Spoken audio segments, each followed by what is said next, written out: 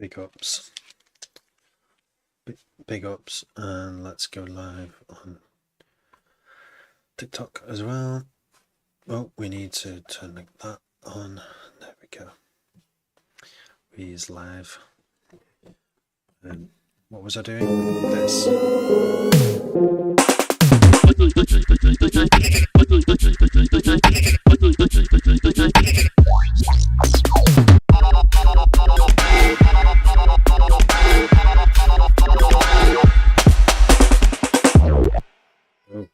Oh dear. Hi. That one ho. Shit. I'm just gonna have to go and pause this for a sec, because there's a baby crying. Crikey. How can I do this? I'll be back, I guess. 1 sec.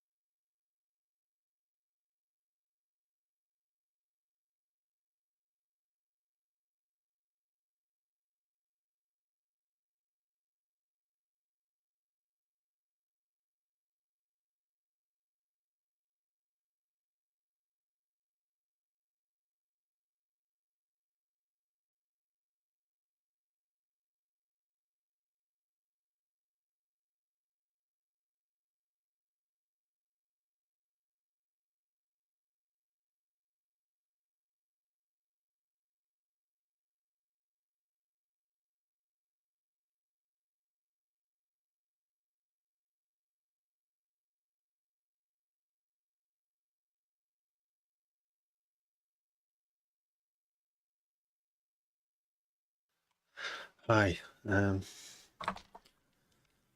tune's big. This tune's big. Thank you. So I came back into this one because it's I decided to move the snare from the obvious regular how do I put this? The most common placement of a snare in a dubstep track, which would be here, to here. What does that sound like? All the other tunes have had the snare there, but this one, I kept listening to it. I think it's this one. There might be another tune. Maybe I've got them mixed up, but I think it does sound quite good on the 4th beat instead of the 3rd. It's only one way to find out, isn't there? So I'm going to bounce it like this. So it's just, I've not done any other changes apart from change all the snares to 1 beat later. I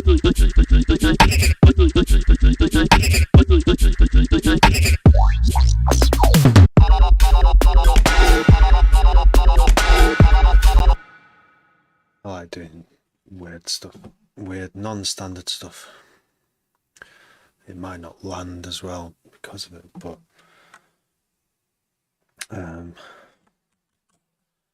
I love innovation in dance music. Someone's got to do it, right? Cheers. Anyone? It's brew time. Hopefully that baby I've just given a bottle to won't wake up again. Not like that. I mean, like, yeah. Not hopefully not for an hour or so.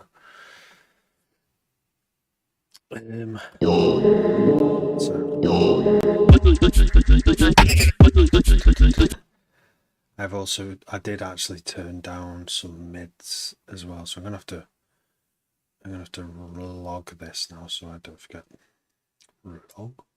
Log while I'm bouncing it. Can I remember? I only did like 4 things or something. Do Paragon save. Right, what am I doing? 17. So I did, oh yeah, so it's down on ranch base and room snare now on beat 4. What else did I do?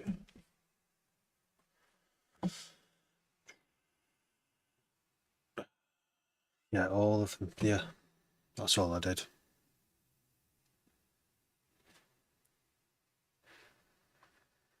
Okay, while that's doing, we'll choose the next one to work on. Just done Paragon. We're going to change the date again to another week in the future. 12th.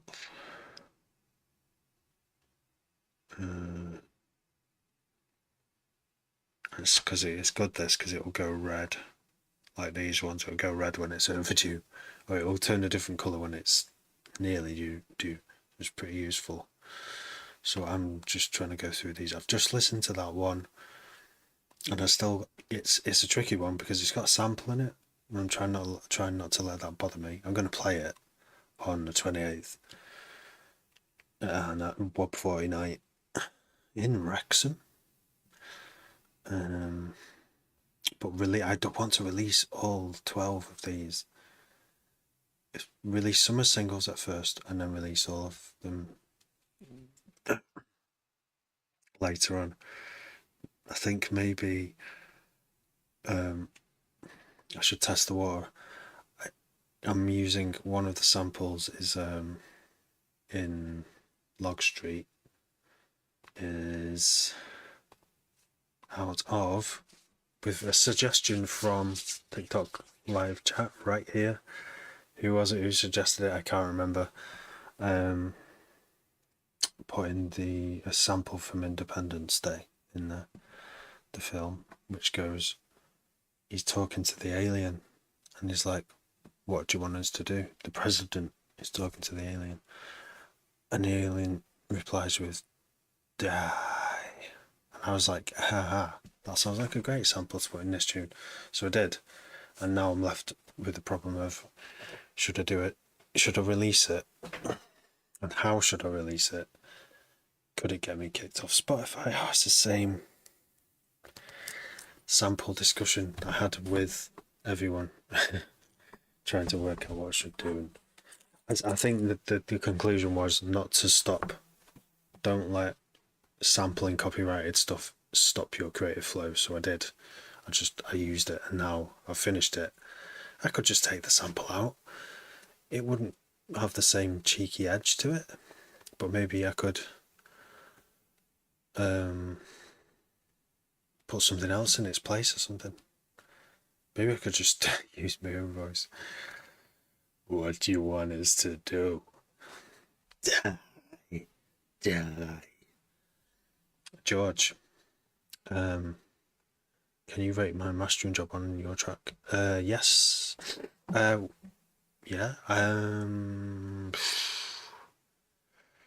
Yeah, I'll be brutal though, because when it comes to mastering, it's weird how there's less room for creativity in mastering. It's more engineering, so I'll be way more brutal. It's probably, I don't know what level you're at, but yeah, but I think brutal feedback is what you want when you're engineering something. You want to know exactly what's wrong. If there's anything wrong, you might be right. There might be nothing wrong with it, or it might be really too hard for me to tell because of the earphones that I'm wearing and my hearing. I can't trust my ears. Anyway, I'd have to try it. One really pretty revealing place, I know people say about the car, playing stuff in your car. My car stereo is so bad. And every tune I've played of mine always has harshness in the high mids, but it's been a slow learning process of like how to stop that happening, like every time I make a tune. And I think I've got it now. I think I've cracked it. Sure, George. I mean, all the mastering engineer does is add minor touches, like if it adds the final sheen on something. So it's most likely the mix. If there's, I'm just saying that. Like I always go back to the mix. I try and do mastering on it, and then I always go. It's fixing and mastering is one way of doing it, but going back into the project and sorting it there is the best way, even though it takes forever to do that back and forth between hats, mixing engineer hat, mastering hat. Let's go back. I think the best mastering engineers would say it though. They would, if something came to them just a bit too harsh, I'm sure they'd be able to deal with it. If they said just deal with it, we're paying you. Okay. Although some mastering engineers, they would say, please just load the project up, send it back with the snare turned down for 4 dB, and also all the rest. But yeah, send it me. I don't know. Did you want me to listen to on the live stream? You could send it, or do you want me to listen privately? It's okay. You can do whatever you want. Send it me on Instagram or email at me. tarapastel@gmail.com. .com. So this track, I'll just play it one more time. I've delayed the snare so it's not in the same place.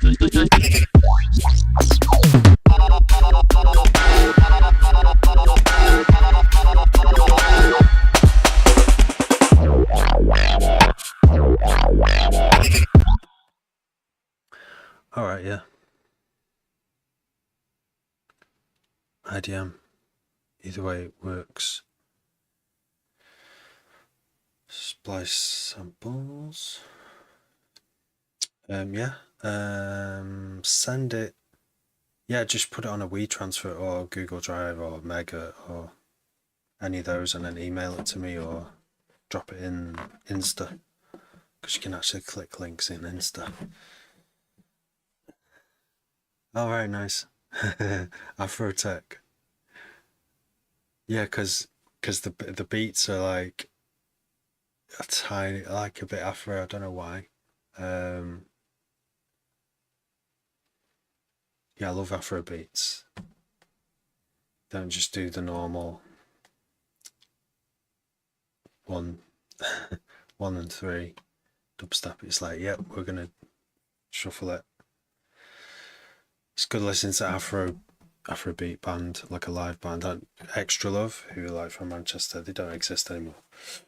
Their music does. I was just taken by surprise. I listened to one of their live sets underneath the Mancunian Way a long time ago. It started a whole musical journey for me, that gig. Yeah, Latin. But yeah, thank you, Babylonia. It's gonna come out. Don't know when. I'm targeting April, so I don't know which ones will come out first. I'm gonna do a few single releases and then an album, which is how they used to do it, weirdly. Like, there's no right or wrong way anymore. But I think if I do single releases, I can test the water in a few different ways. One of the ways is, I mean, this doesn't have any samples. This doesn't have any copyright samples in it, so I'm all right. But a few of my tunes have. It's actually not that many. Quite a few of them are SoundCloud, LoopCloud or Splice samples, so they're already cleared and taken care of. But there's just maybe 2 or 3 that have out of 12 tracks that I'm releasing. And that's where I'm at now. I'm in the finishing stage with all these tracks. I think what was most exciting on live stream was starting one or two new tunes within the space of an hour or two. And, I'm listening to people's suggestions and seeing if trying things out sometimes. And that I grew a bit of a following doing that kind of stuff. When I think now at this stage, it's perhaps not as gripping. It's like instantly gratifying because I'm listening to the same things over and over and pausing and talking it over and going, what should I do with this? But like solving difficult problems takes longer, more brain time, and I have to give them that brain time, otherwise I can't solve them. And doing it on live stream, it feels slower. It makes the whole live stream feel like it's not much is happening. So anyway, that's that track. Let's play the next one. Let's see what we should work on. We've got Wave Pool. Oh yeah, Wave Pool. Oh yeah, and I've the last thing I put, the suggestion I put next time we open this project was put Engage Picard, but then I remembered about Voyager, Star Trek Voyager. Catherine Janeway, and I'm thinking I'm going to use Catherine Janeway sample because she's a badass captain. I've not watched Star Trek for a good while, but the love is still there. So Wave Pool, we're going to load up Wave Pool. Where is it? There it is. I'll just play it. This is Wave Pool.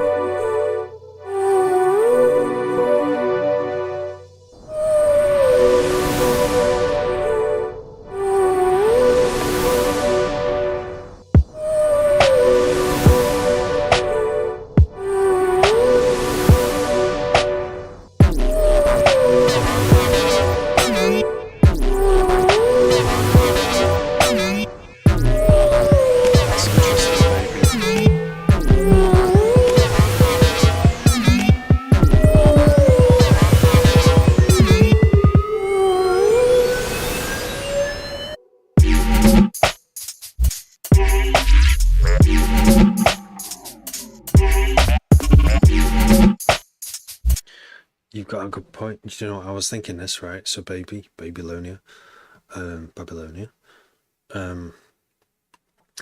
What wishful thinking, right?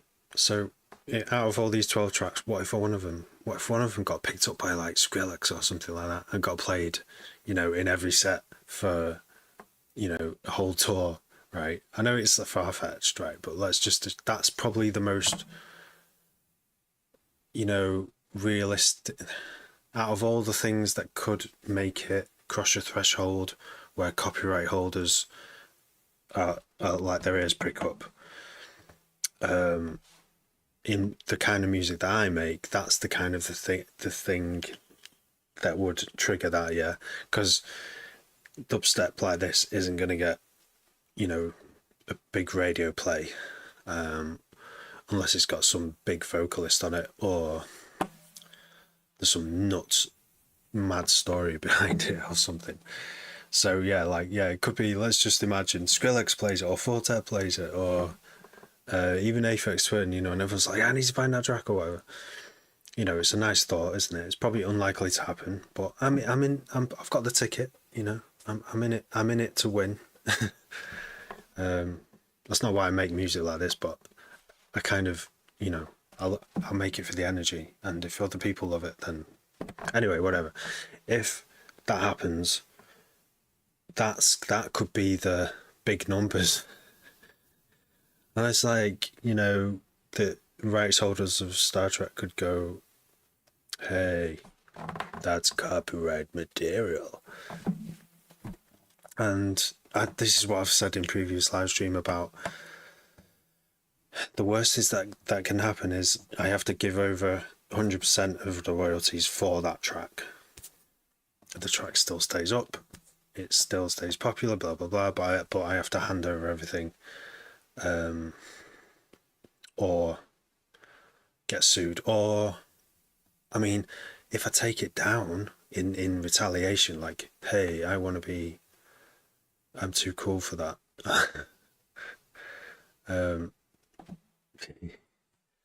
Yeah, I'm not playing your game, money game. I'm not interested. I'll just put it on like a server, and everyone can have the MP3 of it for free. Then it's not as accessible for people. Like the Verve with Bittersweet Symphony, they give 100% of their rights away to the Rolling Stones, who recorded that. The strings. So I guess that's the worst that can happen.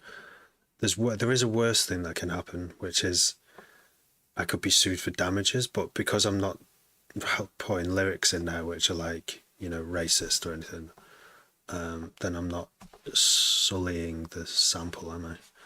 Then there's nothing. I'm not a bad person. I'm not saying bad things and making that sample worth less, or bringing a bad reputation. So I can't be sued for that. As far as I know, I can't be sued. I can't be sued for damages, only for the royalties, any royalties made from that tune. But yeah, then if that happens, I could just release one with a cheeky remix with just that sample replaced or removed. It's not even a big deal. And the publicity would be fucking interesting as well, wouldn't it? Bro, the drop. Thank you, Daedalus. I hope, did I say that right? I always wonder how to say that. It's a funny word. Funny name. Daedalus. Daedalus. The innovator. It'd be amazing if you did. I always dream of that stuff, like I think getting signed to a label is secondary. I think you just got to make music, put it out, self-release it. You're going to get 1 to 10 views for a long time, but the more you release, the more you try connect with people who like that kind of thing, the more you'll get heard, and get heard by the right people. That one, yes bro. How long been producing? You make it look mad easy, Raz. It's 20 plus years, mate. Yeah, it's been a long journey. Long. This first 10 years were very slow. Like, I didn't innovate. I'd say even the first 15 years were super slow. I mean, the stuff I made is not. Some of it's out there, released, hidden away under different names and stuff, but it just sounds like any artist, like first things really. You just like listen back on it, cringe and go, but what I love about listening to I don't listen to my old stuff anymore. I haven't got time. But whenever I do, the feeling is still there. There is a feeling behind each track. There's something that made me finish it and release it. It's just whether other people can see that, and I don't think any of it ever got heard enough. That's the trouble in it. You want every single track you make to be heard by at least 100 interested people, not just 100 anyone's, or 1,000 people, because unless it has been listened that many times, how can the universe decide whether it's good or not? It's like put to the test. It needs to be tested by people.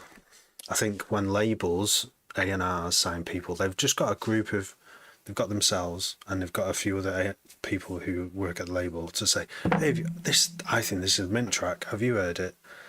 Listen to this. And they'll go, oh shit, yeah, that's a good track. So there's a few like tightly knit people who get to decide what's released on their label. And that seems to go a long way, or it has done. I mean, I'm thinking of Warp. I always think of Warp Records, right? Because a lot of music I love, alternative kind of electronics music, and I always just imagine there's two of them who run it. I don't know what jobs, and there's obviously other staff, but you know, when he signed Aphex Twin, he must have been like, yeah, this is what we want. I don't know what they do now. They released totally different stuff now. Thanks for following, baby Lonia. Gotta have the dream. I think it's good to have dreams. Goals, lofty goals that you can't quite reach. Just out of reach. So always trying to get there. Swinging at them. Taking shots. Not just swinging forever, but going, no, that didn't work. That didn't work. Something else, something new. Lots of new things all the time. Peck their heads. Have you had any tracks out on any labels? Loving the sound. Thanks, Lewis. No. Oh wait, I had Jungle track on Deep in the Jungle Records. I've had a track out on an underground, like a brand new like D&B label.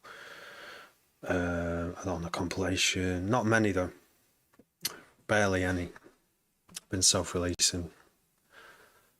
And I'll continue to do so until one thing I would do is if a label approached me. I think that's how I'm gonna release a couple of tunes on a compilation for WOB 40, which is the night I am part of, and we have a date on the 28th of this month in Wrexham. If you live anywhere near Wrexham, we're doing a 140 night. Last year's was really good vibes, and this year's going to be bigger because same venue, but bigger sound system and more people. So yeah, get down to that. Keep the motivation. Make a track and fall in love and then struggle to keep motivated. Start a new track. Don't keep working on the same track. When you've loaded up the track and you've done a little bit of something to add to it or change, if you can't think of anything else and your flow state isn't going anywhere, just bounce it, save it, and don't listen to it for a week. 3 days to a week. Longer the better, so your ears forget. Start a new one. Start a new tune. You could use the same drums from to save you some time, and just change the drums a bit, and just start a new tune. Just keep starting new tunes, and it'll help you to forget as well doing that. And once you've done that, if you just spend 10-20 minutes starting new tune, then at the end of the week, if you do 2 a day, you'll have like 14 tracks to choose from. You won't get bored.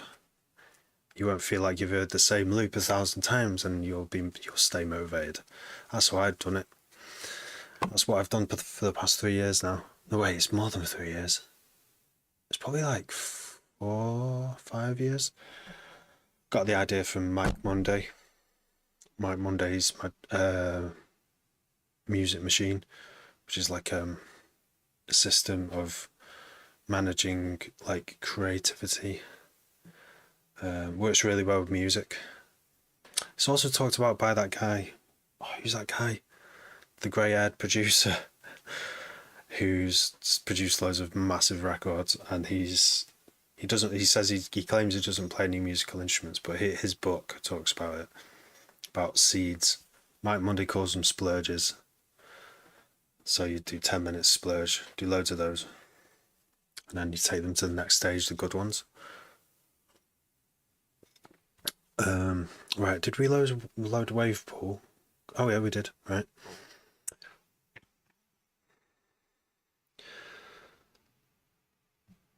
Keep up the grid. Lewis Sheldon, 855, thank you. Cardiff. Cardiff. Grime scene, right. That's surreal. I record one song and that's it for the night. Yeah, then you could, that sounds good, yeah. record one song, and then do another song the next night, and then forget about. Don't listen to them. If you listen to them, it'll ruin it. It'll ruin the system. It's hard to resist because that's how I always used to do it. I used to make something and then listen to it on loop for a week almost. Not on loop, but I'd be like, oh, I made this. What could I do to it? It's not finished. And completely stuck in that, going nowhere. Quantity is, you'll get more quality if you do quantity. Pick from the best. Many vocals. No, so Brandon, vocals. I've started using more vocals since October. I've talked myself into using more vocal hits. I've used Loop Cloud. Splice would do it as well. And auto tuning stuff so it fits in. My own vocals, no. I did make loads of music. I wrote a load of songs a good while ago now. Had to. I mean, like when you're heartbroken from a relationship gone wrong, you're like, I'm gonna write songs. And writing songs is fucking great fun. But I was still stuck in the old way of getting stuck on one song or just a bunch of songs over like 2-3 years or more. I don't think I ever properly finished some of them.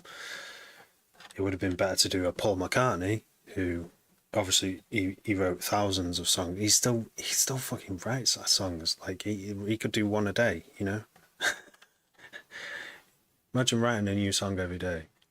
How many songs you'd have in a few years? You'd just have, and how many of them would be fucking gold, like genius gold, that you couldn't have done if you'd only written one song a week or a month. You would never hit on that lucky stars aligning fucking few words in the right order that people just can relate to, and just that could be a chorus in this tune that everyone's like, oh my god, I love this song. Work in the morning, George. George, right. I will listen to your track on Instagram and I'll get back to you. Yeah, I'll listen to it probably tomorrow. Thanks for sending. I love getting sent your music out there from yous. Yeah, cheers, George. I need to just discipline. No, you don't. You don't need to discipline me. All right. Get the whip out. I don't think you need to discipline yourself. I think you just need to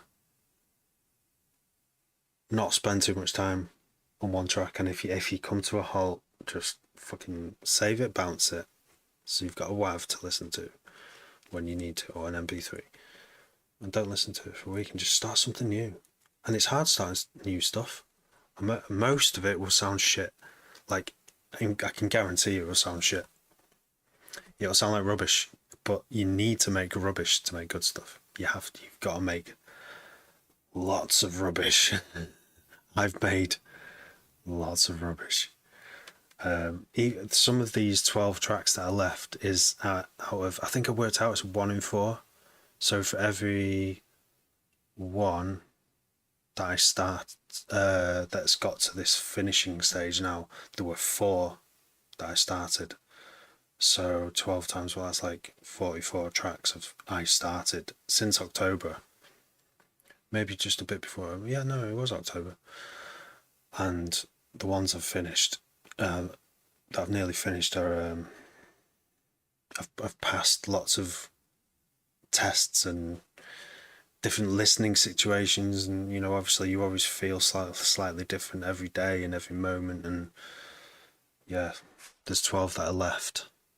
I can't even guarantee all of these 12 will actually make it to be released, but I hope I can finish them enough. But if I can't, I'm not going to fret about it. If it's only 10, then that's alright. Even if it's only 8, be 8 really good ones. 100k on SoundCloud, mate. It's bigger, more than I've got anyway. Yeah, that's quite a lot.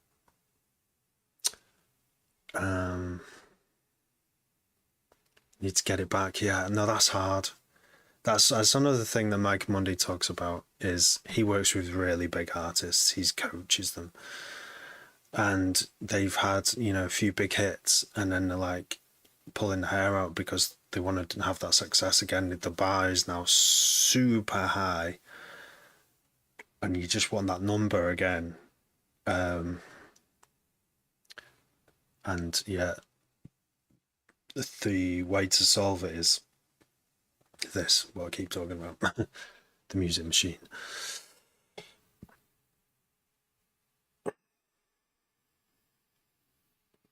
A loop a day? Okay, yeah, that's good.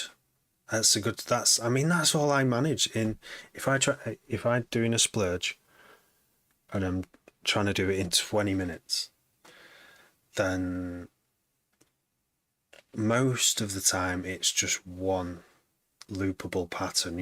I've not duplicated the pattern to make a variation, like next pattern along kind of thing, most of the time. But do you know what I've found? Every time I start splurging again, because I'm obviously not splurging at the moment in these recent weeks, because I'm focusing all my energy on finishing these tracks. But splurging is a great exercise, and it's one of those exercises like fucking a physical exercise.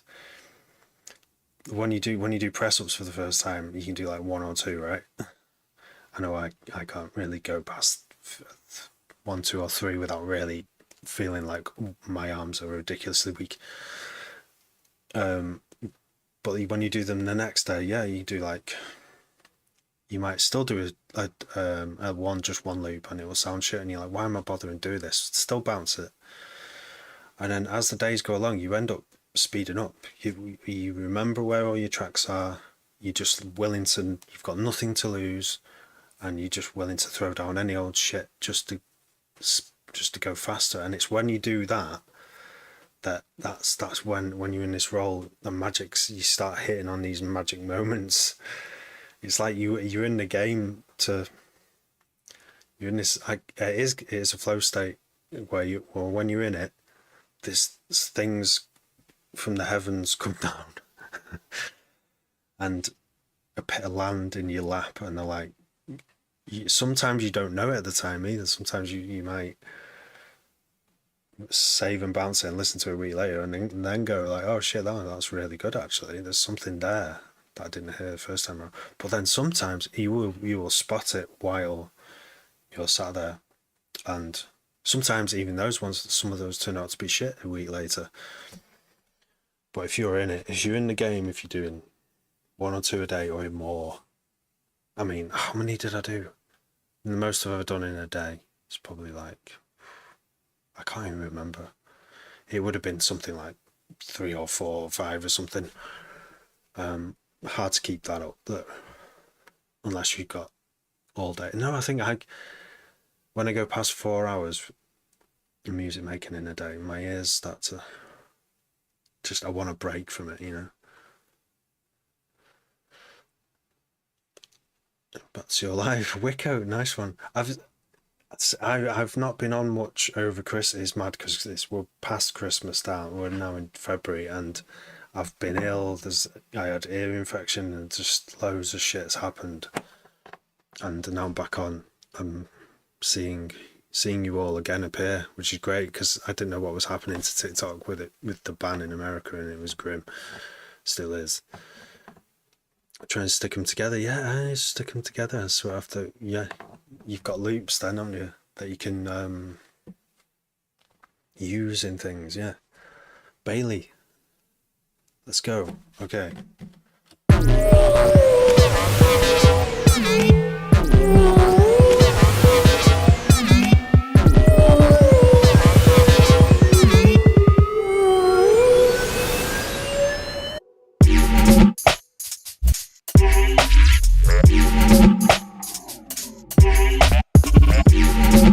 Don't know what this needs.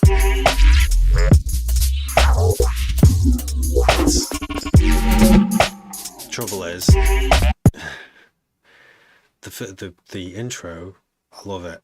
I love that vocal, how it's done that, with a bit of processing, with a bit of auto-tune, I think it was. Yeah, auto-tune. And then And the drop, that pause just before the drop, great.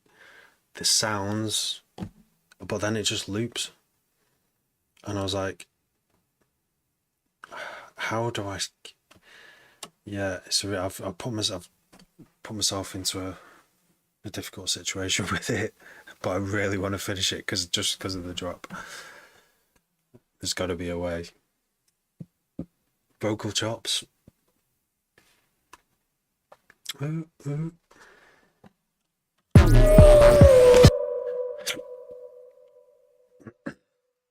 Vocal chops, eh?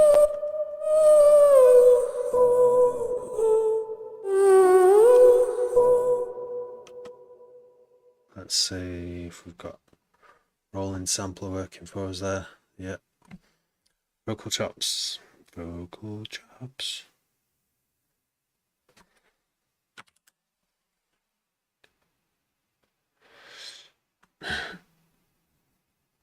I love these suggestions that happen in lives, in these lives.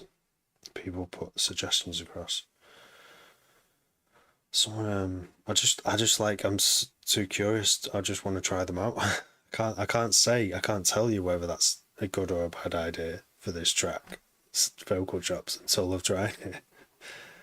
So I'm like, either I can just get on with what I'm doing, because I haven't got a clear enough idea right now with how I'm gonna solve this. So fuck knows how I'm gonna do a vocal chop efficiently.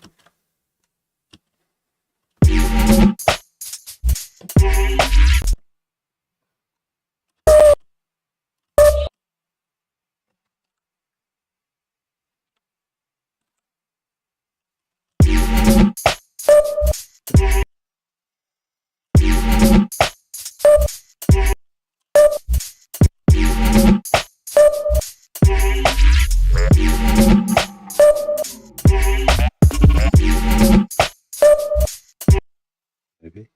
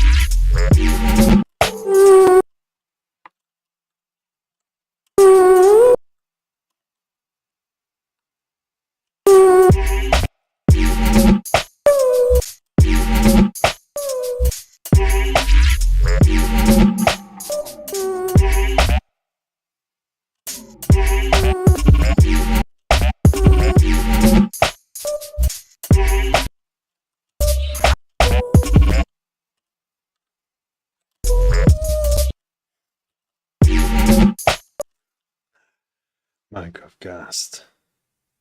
Hamish. Yeah, Minecraft Cast. What does it sound like it's saying? It sounds like it's saying be careful really slowly, but that's only because I've lost so many diamond swords down there. It's a real place in my head. It's not a good place to stay or be.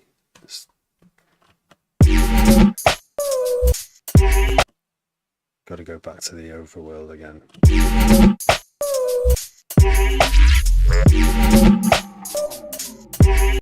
I wish I had time to play Minecraft. Don't have time anymore, that was it.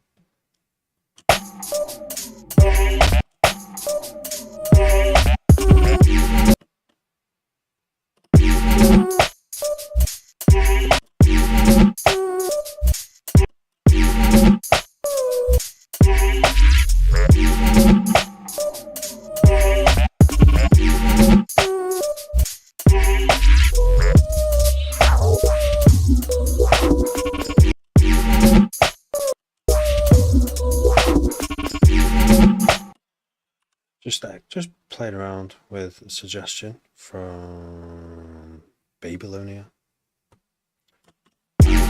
Babylonia.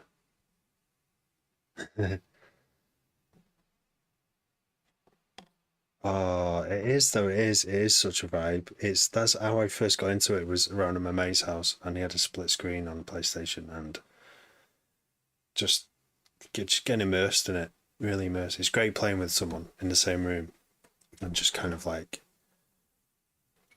trying, build out, building each other with different stuff, and you're like looking around. Yeah, I love that game. Such a weird game though. It didn't feel like a game at first. It was like, what even is it? In creative, in survival. I guess it is a game in survival, but it's got no end. Oh no, it turns out it does have an end. We didn't realize this for ages, that it actually has. There's a way to complete it, but once you complete it, the credits don't come up, and you just keep going. Just go back to your base and just have a brew. Top game. But yeah, no time for it anymore. Got 2 kids now, so it's either Minecraft or music. Guess which one I've chose. It does feel like an experience, yeah. No wonder Microsoft paid $2 billion for it. Was it $2 billion? Yeah.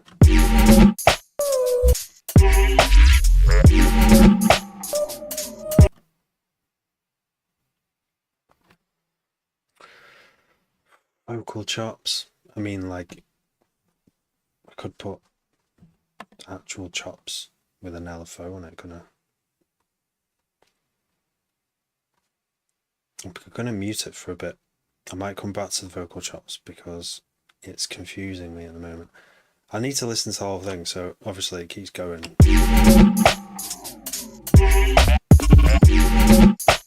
Hey Mitch, thanks for calling.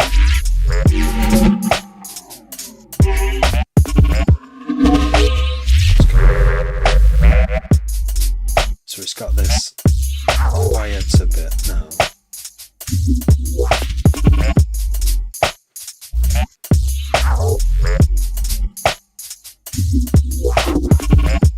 My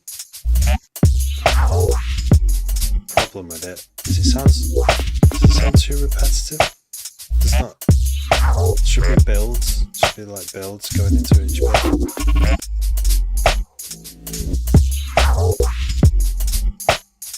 Maybe that's what it needs. Builds.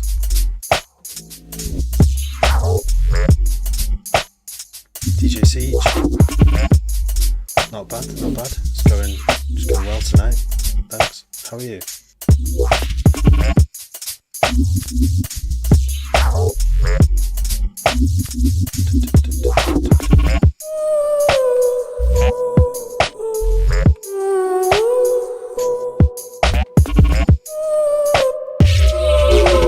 Oh yeah, so this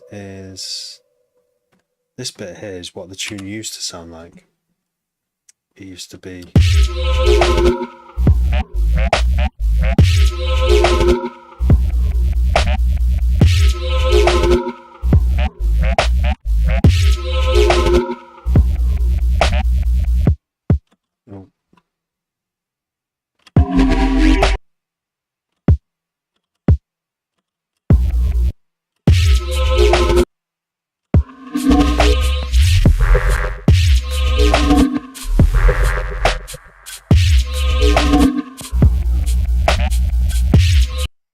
kind of been deteriorated, taken from what I saved, but yeah, that's kind of how it sounded before, and I've tried to integrate that into the new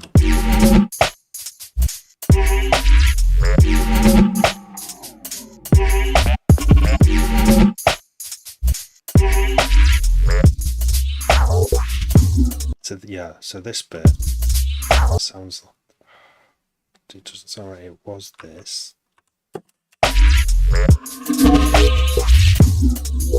What's this?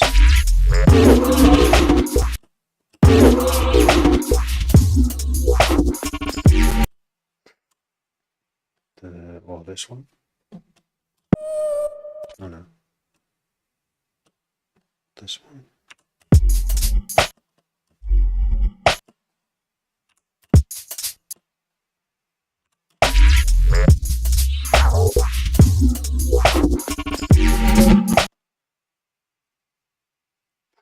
Oh, reverb.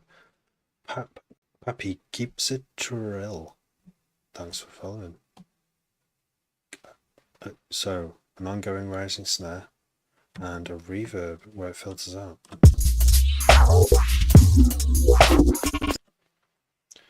Let's try that reverb quickly. I still can't decide on a go-to reverb that can just do everything quickly. Hybrid is probably the best one because it has options, doesn't it? But then Valhalla Room is a special piece of kit.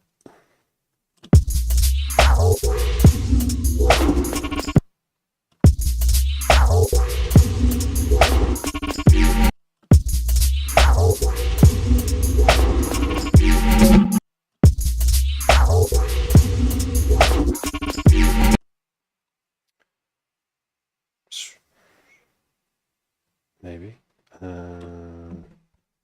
Snare roll.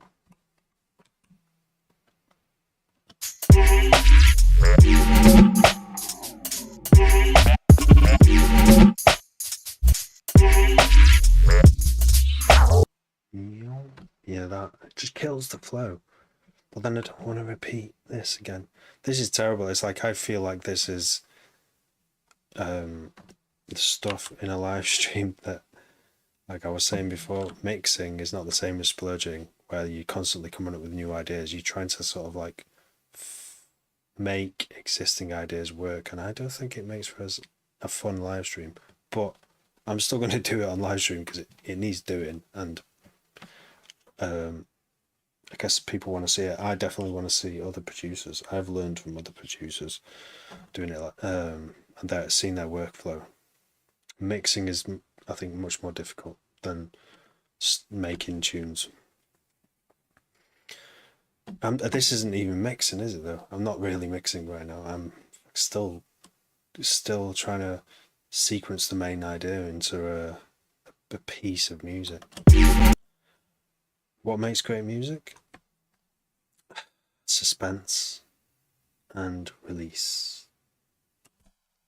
So I've got that in the intro and I've got the drop. But now,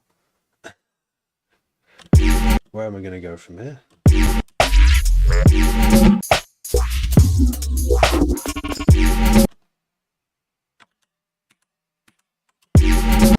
I feel like I'm burning out on it because I've heard it so many times now.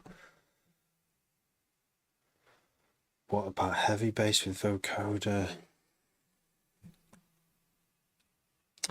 Okay, I'll mute these end bits.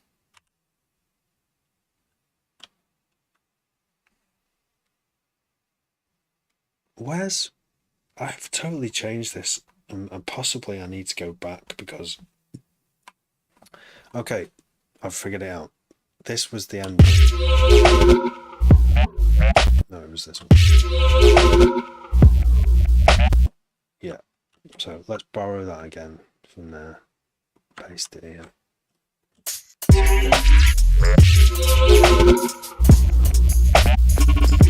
That was it.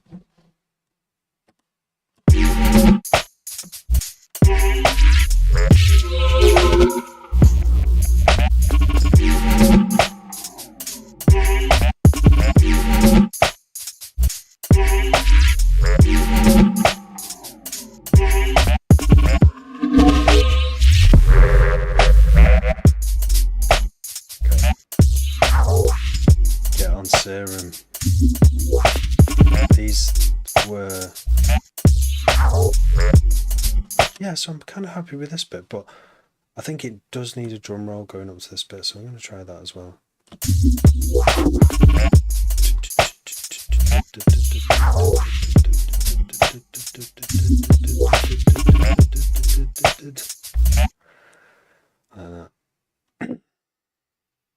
So let's try and keep it underneath these drum sections here. Intro chord, yeah. Is this a drum?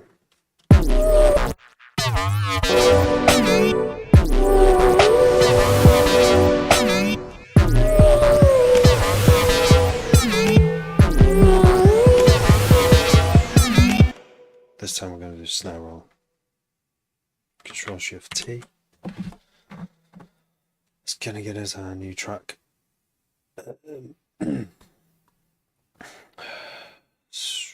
Snare roll. Should I do a roll with a rim shot, James? Do you reckon? FL or Ableton? What's everyone else think? Ableton, FL, or Cubase, mate?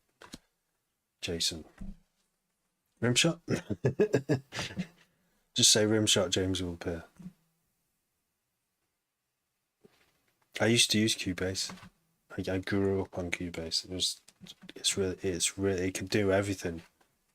But Ableton came along and it can do effects a bit easier for me. It's seeing what's there at one look.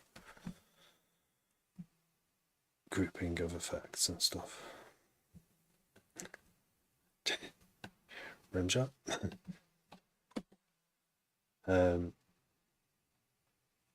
Snare roll. What to use as a snare roll? 909 snare's pretty good. But what do I know? JJ Norcut, thanks for following. I could even try one Serum. Yeah, I'm just going to load Serum at this point. I'll try one of those snare sounds, even though it's probably going to sound... Do I want it to sound natural? Do I want it to sound like a real world snare or a fake snare? I don't know the answer. I think a fake snare because everything else in this track. But then bringing a real world snare can add a touch of sheen where there wasn't sheen before. Possibly too much sheen.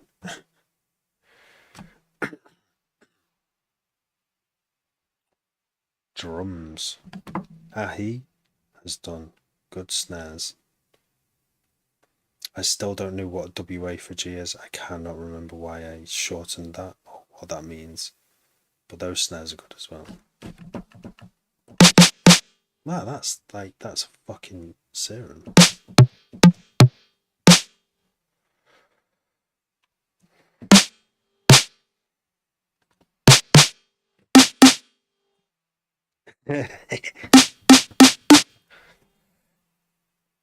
No.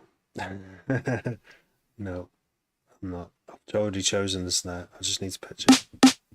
I'll have it nice and quiet.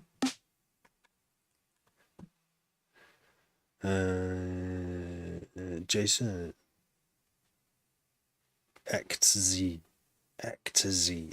That's a cool name. Followed. Thank you. I suppose you can use one. Oh yeah, sorry. Yeah, was staying on subject. Oh, cool, Jason. Thanks for following. I think we should abandon traditional snares and start using inverted transients. What are you talking about? Like, yeah. How? Yashi N64 licking sound is always a good replacement. You mean Yoshi? Yeah, Yoshi. I thought that was a licking sound. I bet it is. No, I'm tell you word for it. Babylonia. Yeah, I bet it is. I bet it makes probably sounds a bit like a clap. I don't know. Oh good lord. Vera. Yoshi. Virtual, basically just nothing. Right. An antimatter transient. I saw someone showed me a technique of if on the master remove your transients after all your master processing or from your kicks and snares and then add them back in with no processing, and your transients would just be super clear. You'd think sidechaining will get you there, but depends what you got in the master, I guess.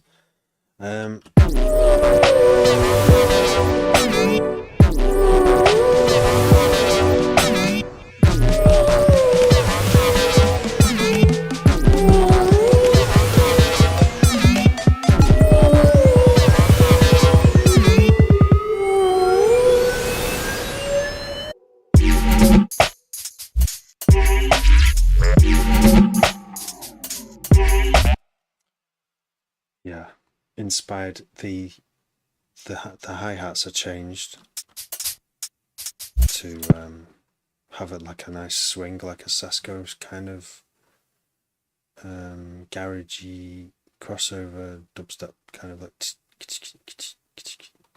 something like that. Yeah, I can probably fill like half an hour for my set on the 28th of February with my own tunes. That leaves half an hour. I mean, maybe even 40 minutes, but let's say that leaves half an hour that I've got to fill with like other dubstep tracks or 140 tracks. And I'm starting a collection. I've already got a playlist, and I'm adding to it some pretty cool stuff on there that I've had some from suggestions on this live. Thank you, CJ. Thanks very much. Vera followed me. Thank you. So snare roll. Give us a snare rush.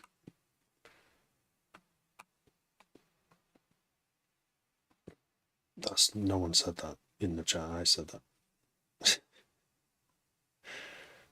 It's all in our heads all the time, though, isn't it? Just at any given time, you could say, "Give us a snare rush." Rush. It's a reference to an Aphex Twin tune. If you don't know, I'm laughing, but I mean Aphex. There's that. Well, I first heard that in when it came out. That was 1990. Fucking. Don't know when that was. Around the 2000s. No, before 2000, definitely. 97, I think. DJ Rushku. Easy. I'm doing a snare rush. The easy way. So it's going to be like. Oh wait, no, there's an easier way. I've got the guy who came. I'll never forget. One of the best tips I picked up from this live stream, doing this, producing on a live stream, is watch. So when you want to do a snare roll, you could either just go right, paint them in, yeah, and maybe double the length of some of them like this. Oh, see, that doesn't even work. All right, like that.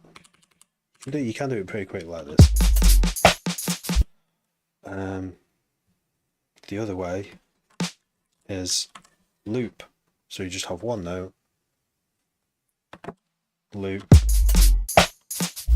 and then make this a separate loop and just make the loop smaller. Yeah, but you know what's easier than all of that is J, just make one note, make a thing with one note in it, and you let the sequencer do all the work. Let all these gadgets do all the work. So all we need is an arpeggiator. And what do we do? There, that's it. Automate it.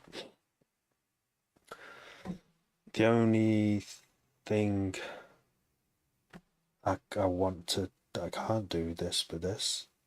There's probably I know there's got to be a way of doing it, but you can't add you can add volume automation, I suppose. But sometimes you want, say if you want 4 snare drums going yeah, in volume, so you got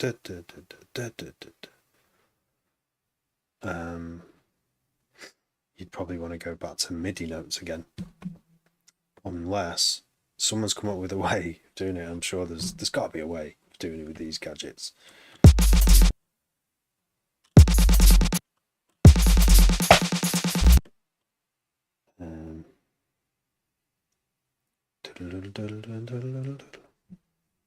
Yeah, 100% well spotted. Keg 2.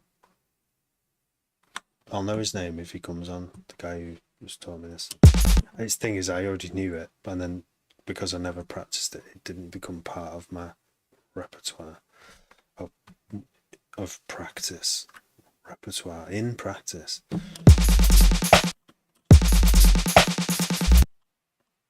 Do I want it 16ths?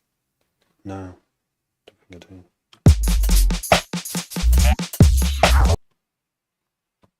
Do want to change the pitch, so I'm gonna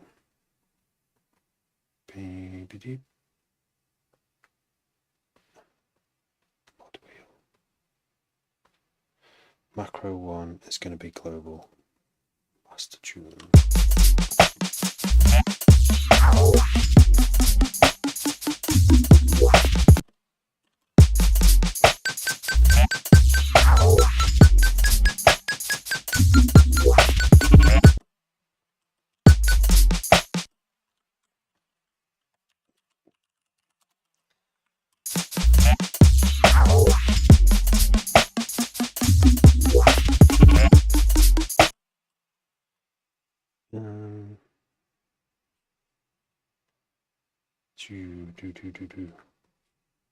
Do we want this?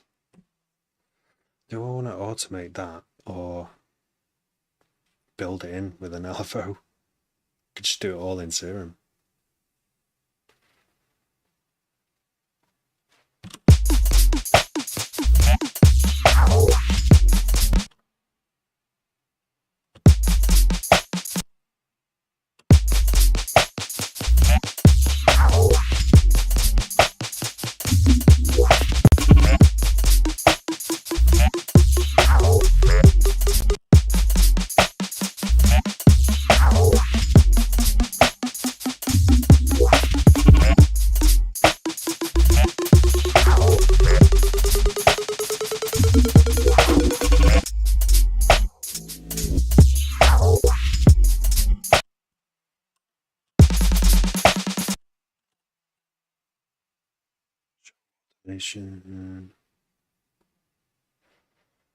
Oh, where's it gone? Where is it? There. I had to stretch it.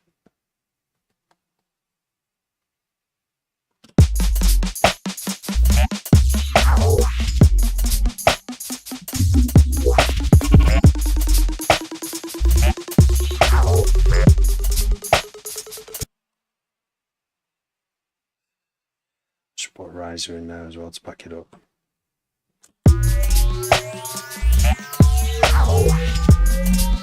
Sounds very loud all of a sudden.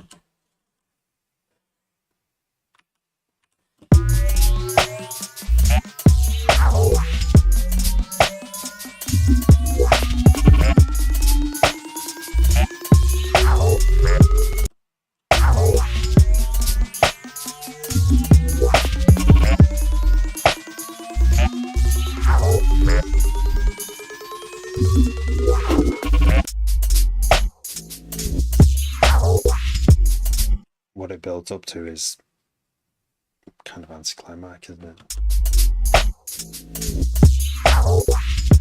So maybe it should go into that again.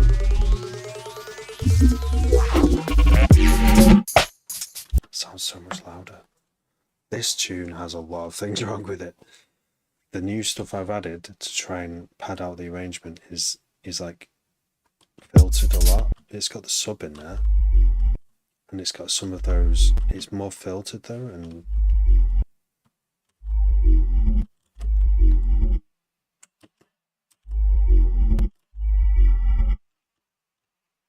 okay. If I listen to older versions, so this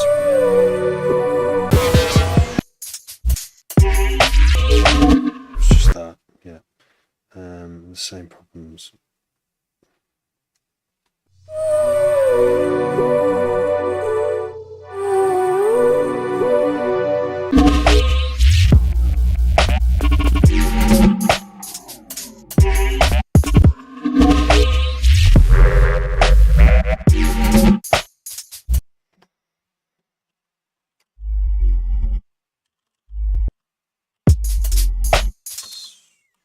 Difficult.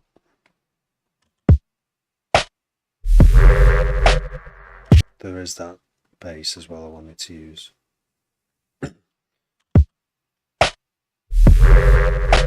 range in it. It's not like a standard bass.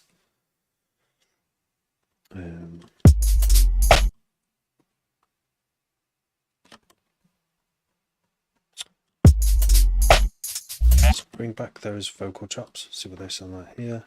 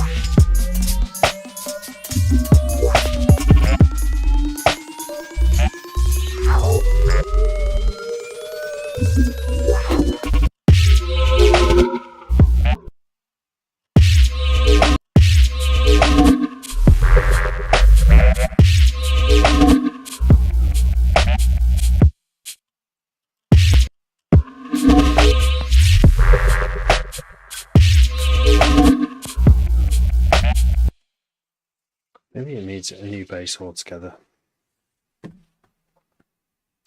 It was quite hard getting these because they were started in serum, went through grain, got like some interesting timbre and resonances through grains, one of the grain samplers, and then bounce that and then put it through an EXP filter table with some LFO automation and stuff, and that's where all these, it's like a color based filter with automated, so it kind of sweeps. It's a long process. It wasn't that long. I don't know what I did there. I don't know why that's so. The sub is loud if you've got a sub, so you could be able to hear it. Your headphones, but for some reason I made it very quiet on it's going to be a slightly more subdued section, but I think I've overdone the subdued bit.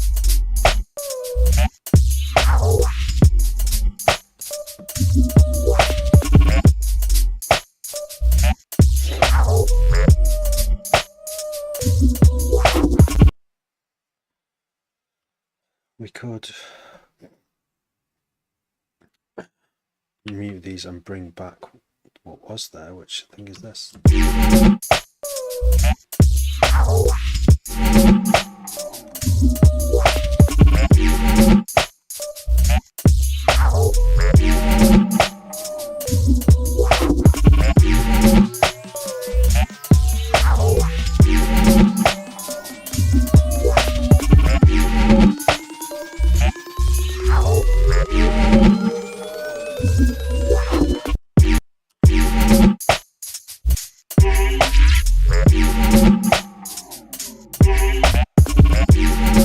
Bring back the original.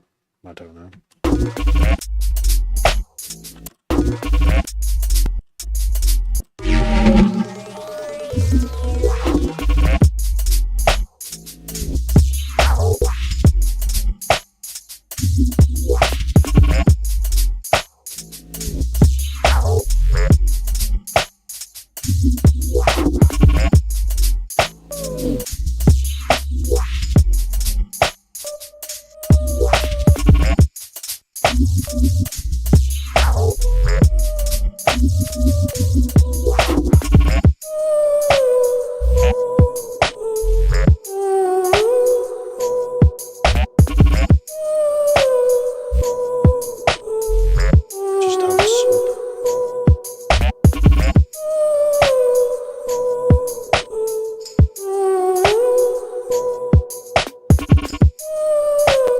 Oh, sorry. Yes, from here.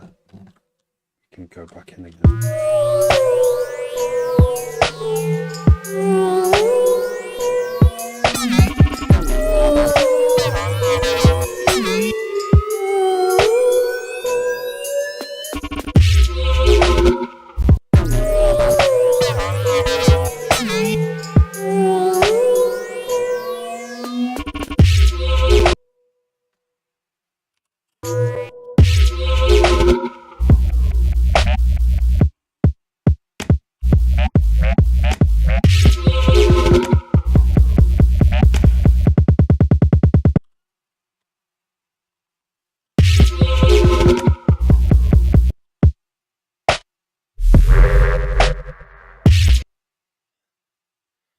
Losing track here.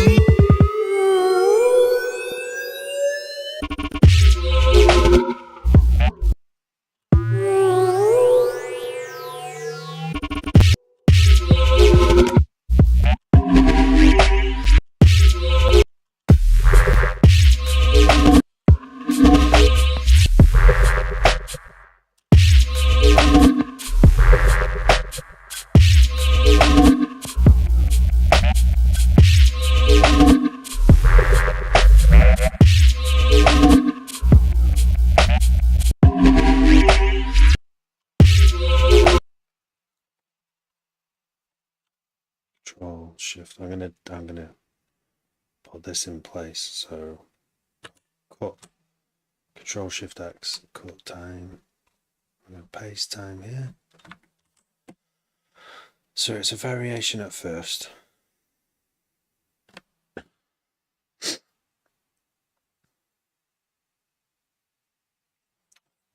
Not time this right. Just whack that on there.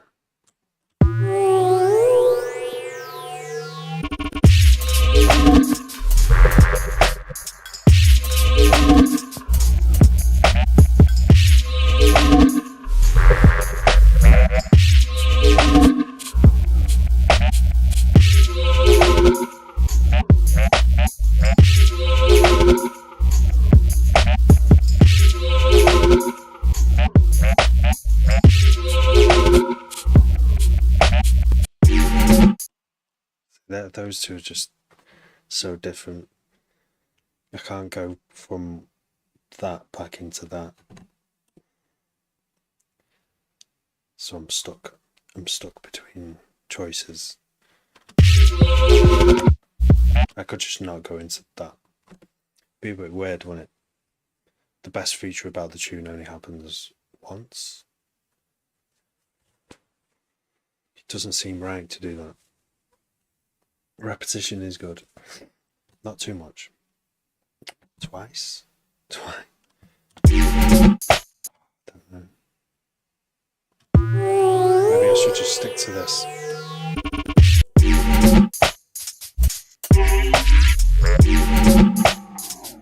Yeah, just repeat that basically, right? That's easy enough. Now I've got to solve another problem. Oh no, it's actually not a problem. There's a problem where the intro is actually a non-standard length as well. Oops.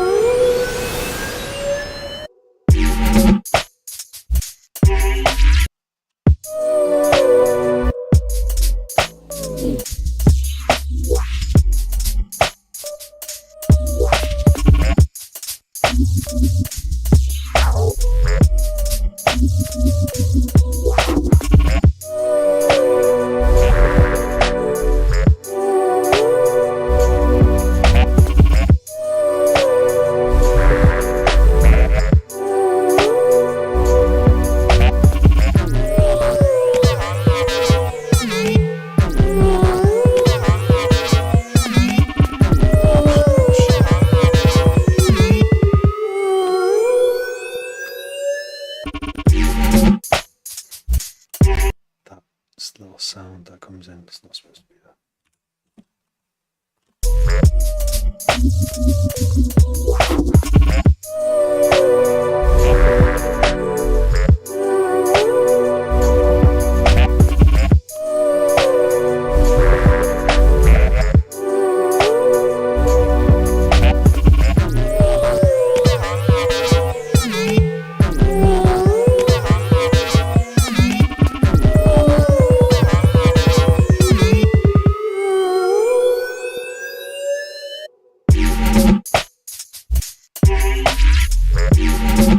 Yeah, it's got to come in.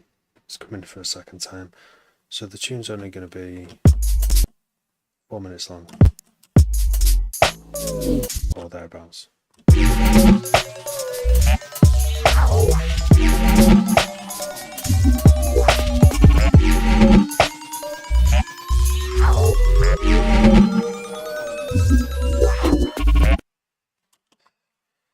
That's not a proper ending though.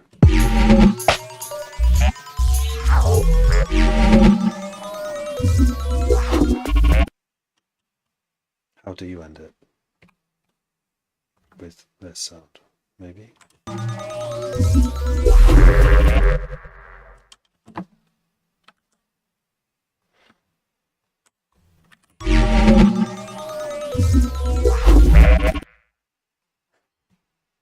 Yeah? Why not? I was trying to make some of these tunes longer than 3 minutes so that I could relax behind the turntables a bit. But maybe not for this one. Oh, single cowbell thing. Nice one, Chris. Yeah, that would be someone suggested cowbell for another tune and that actually went in. Yeah. Cowbells are underrated, I think. In my head they are anyway. Lot of new. This is Ableton Live 12. I think it's the latest one.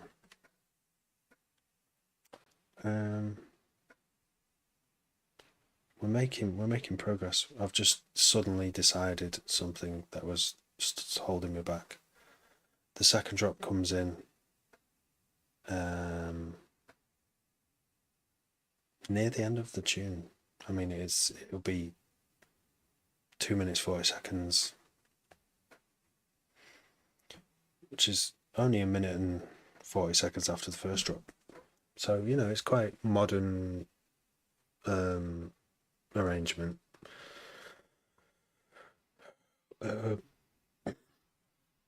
I think I should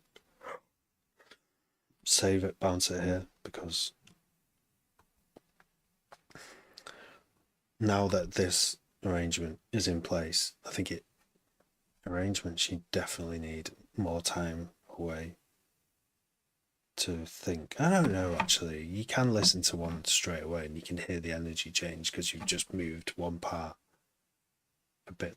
So it happens, you know, 16 bars later instead of the other way around. But sometimes you need to build up to it and you need to make a build or a tension and release. Never forget. So this tune starts as could have this as the beginning.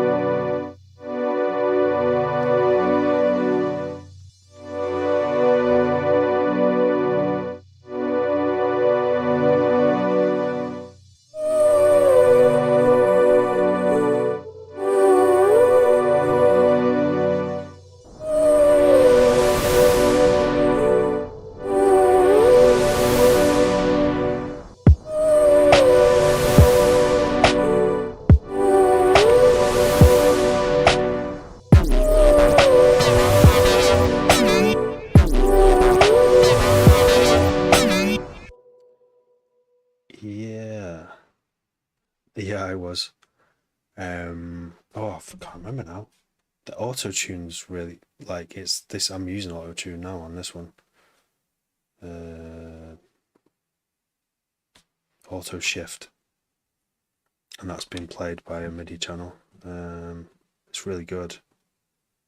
I saw someone do a video on doing like chord, but you can do polyphonic on here, but I don't know why he did a different auto shift. Same signal, but several auto shifts. Don't know what he was trying to do, but yeah, auto shifts is really good. It made my live enhancement suite stop working. So I don't really use it much at the moment. I use the Control Alt Save thing. And the guy who made Live Enhancement Suite said he's not going to develop it anymore. So, but all the code is there. But yeah, other features I can't remember. There were a few differences with the browser. I can't actually think right now. In some ways, I should have stayed on Live 11, because when things stop working, when you upgrade things, sometimes things stop working, and it slows you down to try and work around it and relearn a part of what you already know. So yeah, I think you've waited this long. There were some early bugs as well, which they've kind of gotten rid of. It might be, if you are going to change, maybe wait one little bit longer if you've lasted this long. I can't think of anything else. There were other things. There's some cool other stuff. The piano roll. There was something about the piano roll. You get all these. You can do arpeggiation in the sequencer now. In the piano roll, and you can do like all these crazy mad things as well. So like, and it just does it as you dial it in. It's pretty useful. I haven't learned it to its best use yet, but it seems to make the MIDI editor a lot more powerful. Oh dear, baby crying. Is she gonna stop? Please stop. Ozzy Osbourne. Be mad to like end up like Ozzy Osbourne. Gonna be have you got any bats? Quite fancy a bat right now. Sharon. I don't know if I nailed that or not. With shaking as well. The vocal sample was from,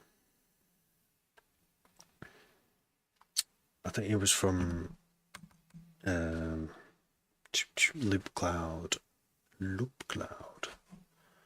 And do you want to hear what it sounds like without auto shift?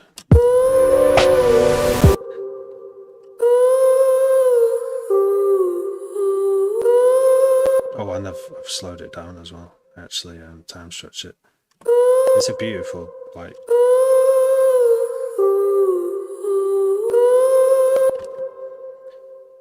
It's a good little technique to get little. Because yeah, this is when I first started doing live streams. I went on a big self-programming. Well, then you all get to witness it as well. That vocals. No. Basically, if you any tune with a vocal in it is if you add a vocal to an instrumental, it's at least twice as good. At least, because it becomes relatable. You've made this, internal digital wonder of instrumental. It might be the best instrumental that has ever existed. But then if you just drop a vocal on it, it doesn't have to even say anything. In fact, if it says something, it can cloud the if the words are big long poems, it can cloud the judgment of the music itself. So yeah, just little vocal hits, and suddenly the whole audio you listen to becomes relatable to everyone on earth. I'm not going for that. But it sounds more relatable to me. It's the human voice. It's like one of the most expressive things, musical instruments in existence. And I think the only other way to get that expression is with 40 people with violins, a full orchestra, all reading off the same sheet and it would have to be some pretty well composed music as well. And that's what they used, because they didn't have recordings back in 300 years ago. So if you wanted to listen to the best music that was around, or the most,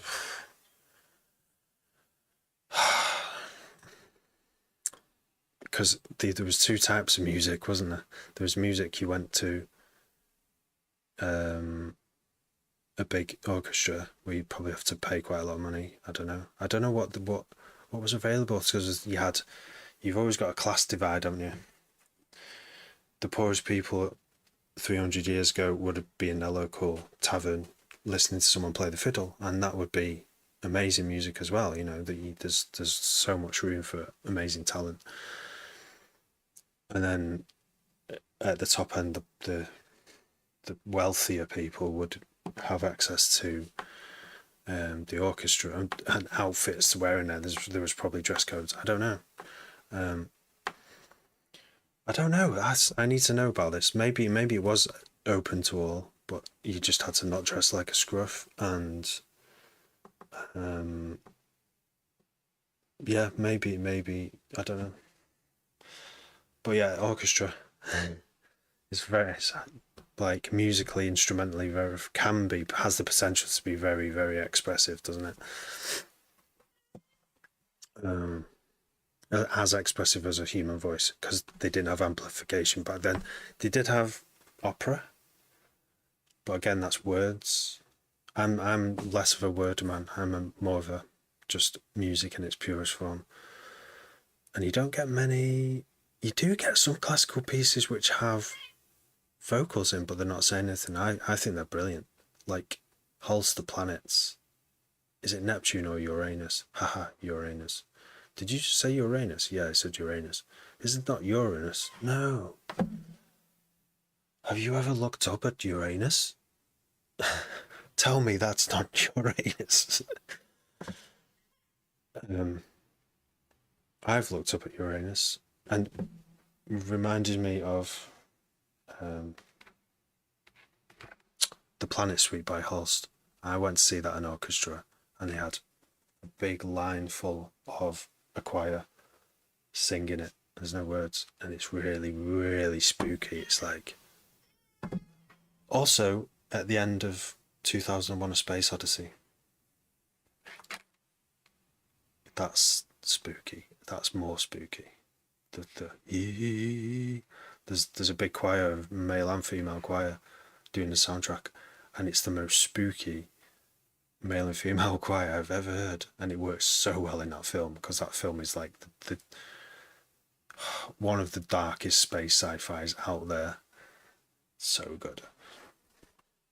Um, where are we going here? From Ozzy Osbourne to classical. We're talking about voices. Play it safe and stick to 11. Oh yeah, yeah, yeah, yeah. It depends. Yeah, I mean, it broke my live enhancement suite. If you don't have live enhancement suite, then you won't be as much. You won't be as disappointed as I was. Because that was a real time saver. Vader's Heart, thanks. You're slaying there, slaying away. Thank you. Listening to strings play when I was in orchestra, waiting to play crochet.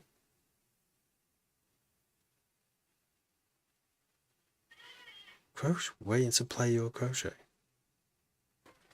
War of the Worlds as well. Right, I think I'm gonna have to go because one of the babies is crying. But we made progress today. Um, we actually potentially solved the big problem with this track, and it's gonna just be what it is. Some tracks you can't solve some of the problems, but because there's some really good features, and I still want to finish it with that feature in. So I've just repeated the best feature in a sort of a, you know, in a way. Might not be the best way, but it doesn't matter. I'll learn from it. I'll put it out there. I'll play it on the 28th. And if it slaps, it slaps. If it doesn't, then I learned something. I don't know what yet. Oh, a triangle. What? So you'd be like, wait, so you'd be like 5 minutes in and you're like, oh, it's coming up, put your crochet down and pick up the triangle and go, was it the ending? War of the Worlds, yeah. That was one my mum used to play, but it didn't strike a chord as much. I mean, I loved it, but it was the words again. I was one of my defining records is Tamita, Snowflakes Are Dancing, that whole album from like I don't know if it was made in the 70s. No, crochet, sorry. Why didn't I know that? Oh, it's a crochet, not crochet, of course. Crochet. You had one crochet. Yeah, right, she's crying again. I'm gonna have to go. No, crochet is one beat. I can learn a lot from you, Vader's Heart.